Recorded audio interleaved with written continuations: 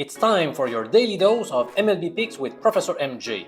And today I would like to share 5 MLB predictions with you, including a 5-star play, and also we have a team that qualifies under the money-making scoring drought betting strategy.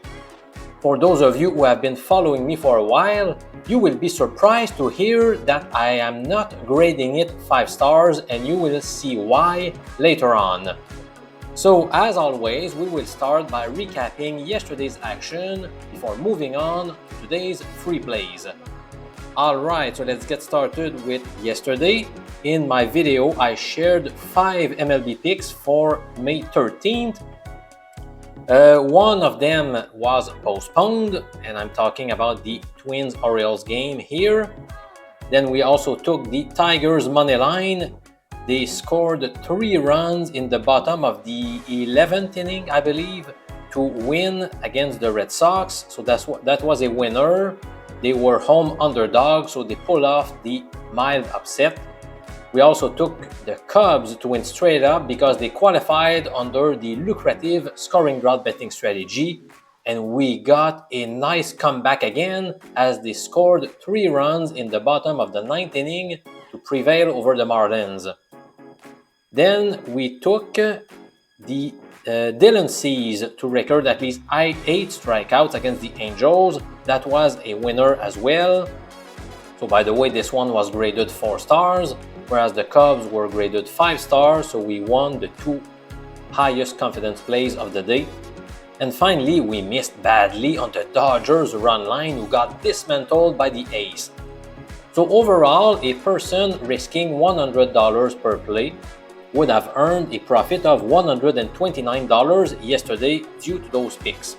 So after suffering some losses on Monday, we got back with some gains on Tuesday.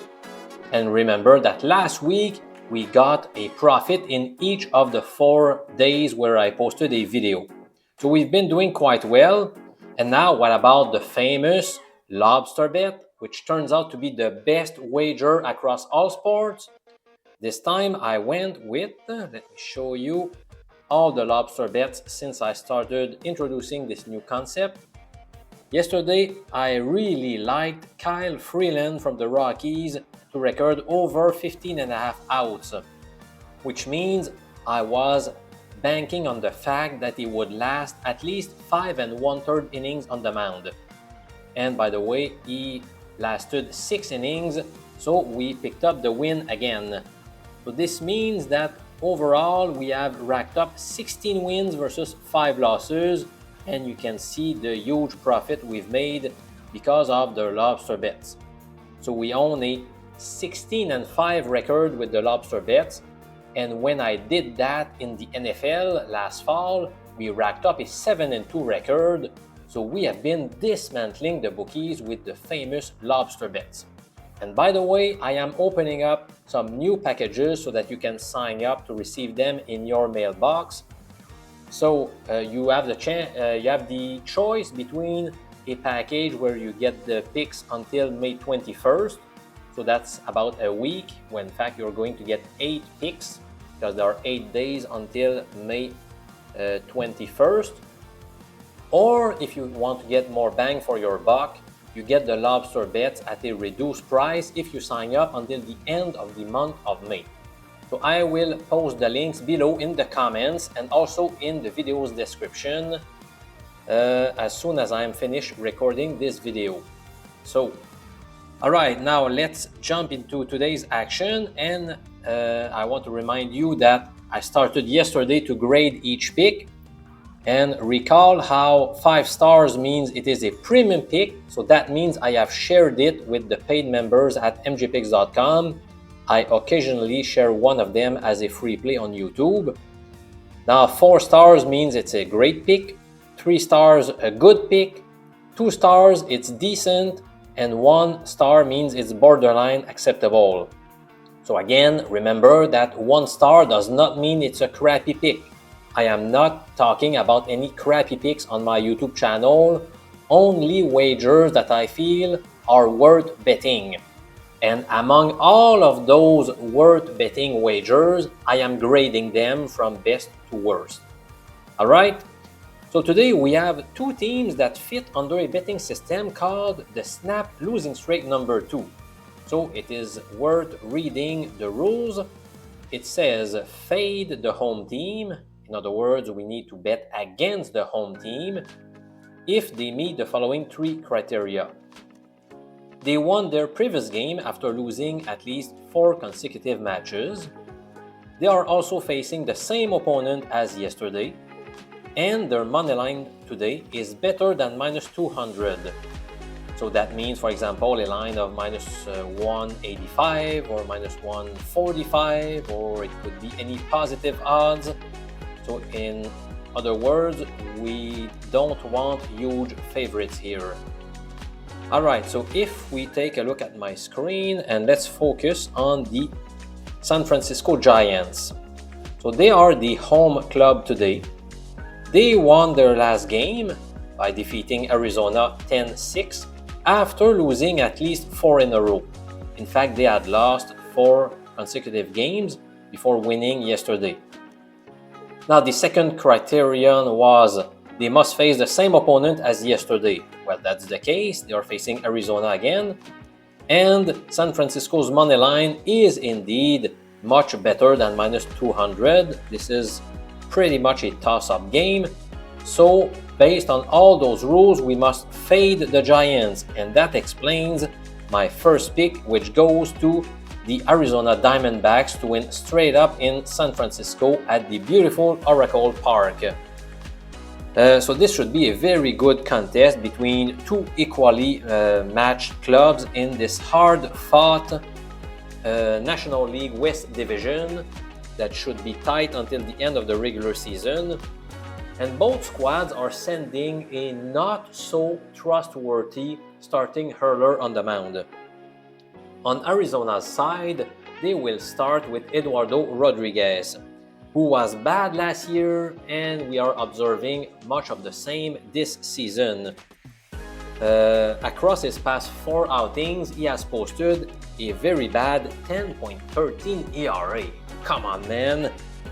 He was shelled by the LA Dodgers in his last appearance, a game in which he gave up 8 runs in 2 2/3 innings. Granted, we need to cut him some slack because he has faced some tough lineups lately. If you look at his last 3 opponents, he faced the Dodgers, the Phillies, and also the New York Mets. So it was not an easy task for him. Now, as far as San Francisco is concerned, they will hand the ball to Jordan Hicks, who is also in a deep rut. He is winless in his past 7 starts. In fact, after winning his season debut, he has posted an 0-4 record, coupled with a poor 6.75 ERA. Now here is a fun fact. Let's take a look at Arizona's last 11 games overall, and I think it's worth that I'm sharing my screen with you. Arizona. Let's focus on their last 11 games that are showing on your screen right now. Can you notice a trend here? Loss, win, loss, win, loss, win, loss, win, loss, win, loss. So if the trend continues for a 12 consecutive time, they should win today. Now, of course, I need to tell you, that's not an argument that supports my pick here. That's maybe just random luck. But still, I think it shows me how Arizona is able to bounce back after losing a game. They have proved it on several occasions. So I think Rodriguez can bounce back with a solid outing after facing 3 tough opponents.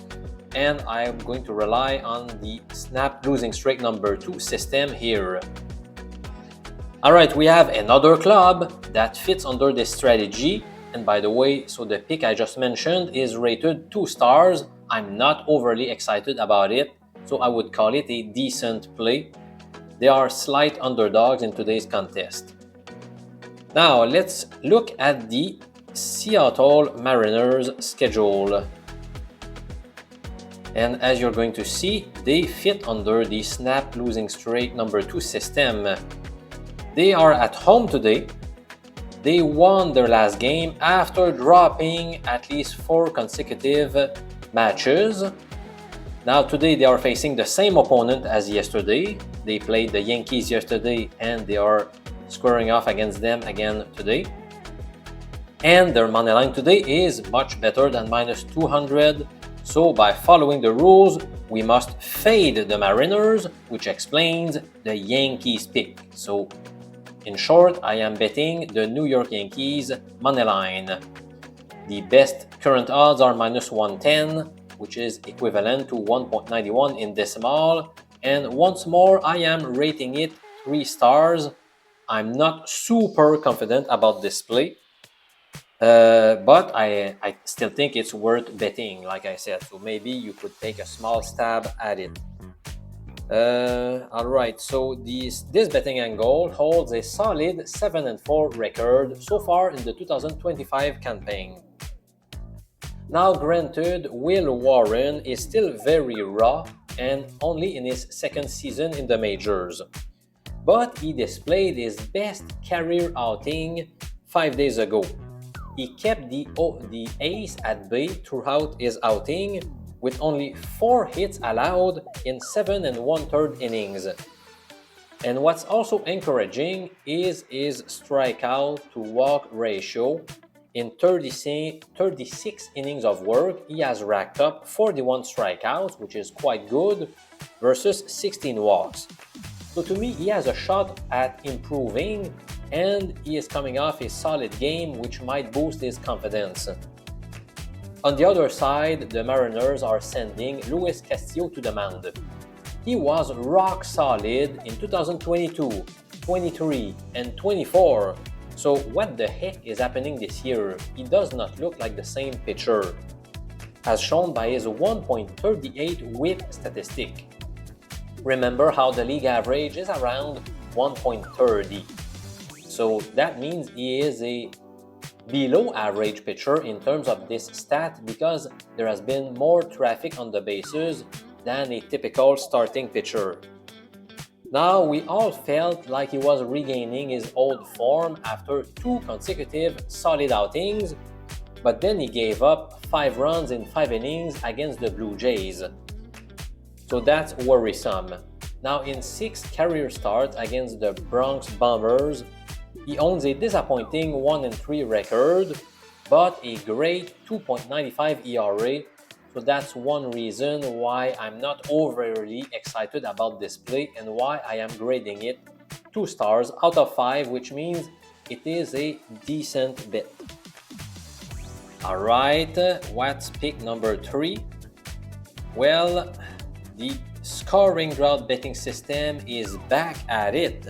By the way, this is quite rare that we observe this system producing a wager for 3 straight days. And yet, this is happening. Yesterday, like I said in the introduction, we took the Chicago Cubs to win straight up because they fit under the scoring drought betting system.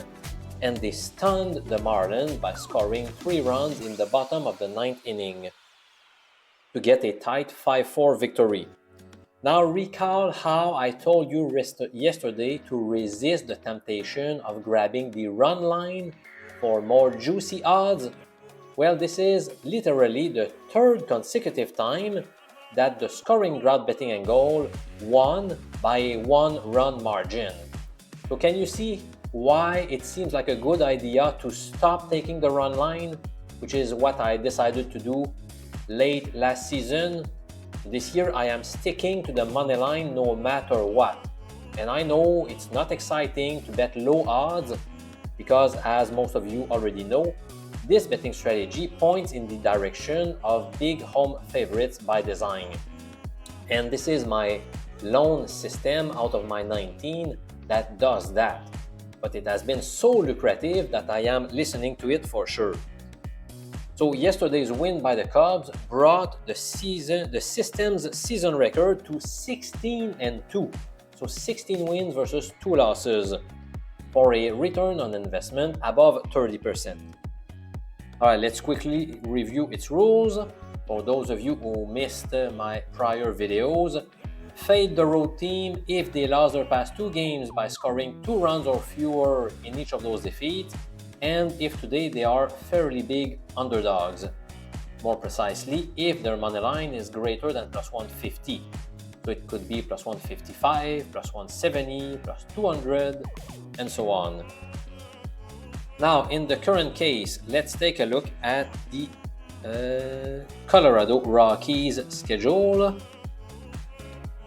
So today they are the visiting club in Texas. As you can see, they lost both of their two most recent games by scoring exactly 1 run in each of those defeats. And today they are fairly big underdogs. So we must fade the Rockies. And that's why pick number 3 goes... Oh, sorry. I am getting ahead of myself. I'm talking about pick number 4, which is the Rangers to win outright against Colorado. So sorry, I will go back to the third pick after I'm finished talking about the Texas Rangers. As you can see from the screenshot taken from Pinnacle, the best current odds are minus 235, which is the same as 1.43 in decimal. And for a rare occasion, I am not grading it 5 stars. I have attributed a 4-star rating to it. Why? Well, let me share my concerns. Alright, let me see my notes. Well, here is an interesting piece of information about Colorado. 4 of their 7 wins this season occurred when they were facing a sweep. And today they are in that scenario. So that's not reassuring. And also, the Rangers are starting Patrick Corbin, who has been surprisingly good this year. But if you look at like the past 4 or 5 seasons, he was one of the worst starting hurler in the entire big leagues. So I find it hard to trust him. And on the surface, he owns a very good 3.13 ERA, but his whip stat is quite high at 1.39, so regression is coming for him. It's really hard to trust Patrick Corbin at such low odds. I don't feel comfortable. Also, the Rangers don't necessarily have a great offense. Now, I know that Colorado is the weakest club in the big leagues, and they are sending Antonio Senzatella on the mound, whose numbers can be summed into one word: horrendous. I'm not even sure he could pitch in the Little League World Series. He has been so bad this season. But still, I don't feel super comfortable at minus 235 odds backing a fairly weak Rangers offense with a starting pitcher, Patrick Corbin, that I don't trust so much. But still, that's not enough to deter me from not betting the Rangers. I like them, but I did not share it to paid members at mjpicks.com. It's not good enough to me. It is graded as a great pick, but I only share my premium picks, those that I love a lot. And by the way, today's 5th pick is graded 5 stars, so stick around, my friend. Alright, so my next pick, it's not going to be a surprise, it's already showing up on your screen. Over 9 runs in the Washington-Atlanta game.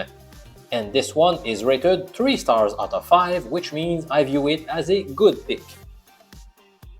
Alright, let's discuss my arguments supporting this play. The Nationals are limping into this game on a 7-game losing skid. And in all 7 defeats, they gave up at least 4 runs. Now, can Mitchell Parker stop the bleeding? Maybe, maybe not. To me, he is a fairly good prospect, but he is in bad current form. He started by allowing 3 earned runs or less in each of his first 5 appearances in 2025. However, across his past 3 outings, he owns an awful 10.38 ERA. Now, meanwhile, Washington has a chance to break out offensively against Bryce Elder, who is not very reliable. He owns a his season ERA is 4.97 this year after posting a dreadful 6.52 ERA last season, so it's hard to trust him. So I am seeing some fireworks in that game, and that's why I'm betting the over. But, and there is a but in this game, In each of the last 6 meetings between the Nationals and the Braves played in Atlanta, the under was the winning wager. So I am pumping the brakes a little bit because of this stat. So that makes me a bit wary. But still, I like the over to hit in the Washington-Atlanta game. And now, my friend, are you ready for a 5-star pick, which, by the way, is a player proposition bet? I have told you in many of my videos, whether the Major League Baseball, NFL, NHL, how the easiest way to beat bookies is via player proposition bet. So you really need to find a bookie that offers these markets.